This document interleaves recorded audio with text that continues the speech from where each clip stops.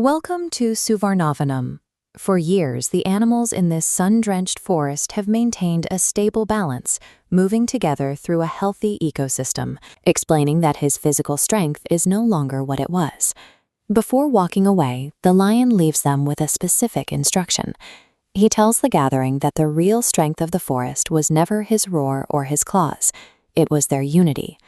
But an ecosystem that relies on a single, powerful figure to maintain order is inherently fragile. The moment that pillar is removed, it leaves a structural hole that the remaining animals aren't prepared to fill. As the lion disappears into the brush, the focus shifts to the fox. While the others are mourning the loss of their leader, he is looking for an opening. The fox knows he cannot seize control through force, is neither the strongest nor the largest. But he realizes that if he can get the animals to turn on each other, he won't have to be. This is the danger of a power vacuum. When the central authority vanishes, the surrounding members of the community are suddenly disconnected and exposed.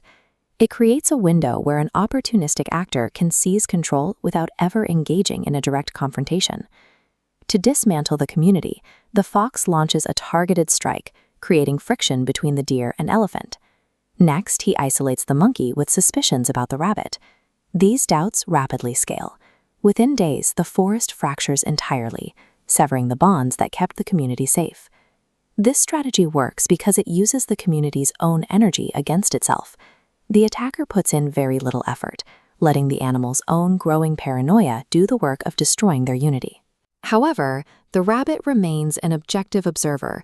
She stays clear of the arguments, watching as the once close community begins to fall apart. Tracking the fox to an old tree at night, the rabbit overhears him boasting. He confirms that he intends to rule the forest simply by ensuring the others stay divided. The rabbit now has the facts, but she faces a major problem. In a forest where no one trusts anyone, her words alone won't change their minds. In a zero-trust environment, direct accusations usually fail. To expose the truth, the rabbit needs a medium the others will believe, one that doesn't rely on her own reputation. Searching an old cave, the rabbit finds a dusty, ordinary mirror. She realizes she can use the object to force the truth into the open. She calls the animals together under the banyan tree.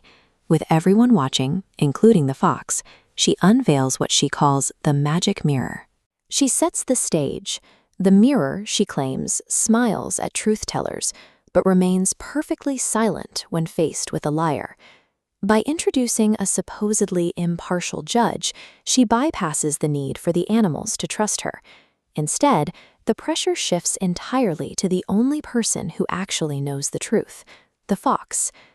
The rabbit places the mirror directly in front of the fox. The forest goes silent as everyone waits for the magic to happen. The fox's own strategy of paranoia now turns inward.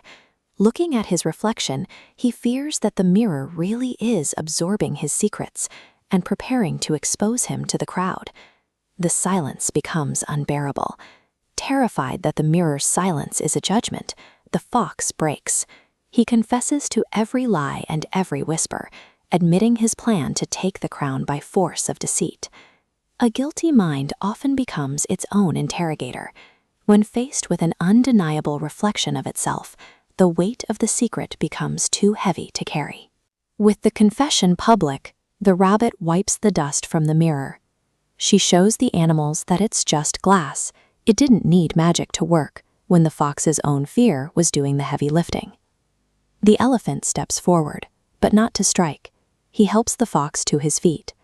In that moment, the cycle of suspicion breaks. The forest chooses to reintegrate the one who tried to tear it apart, rather than casting him out.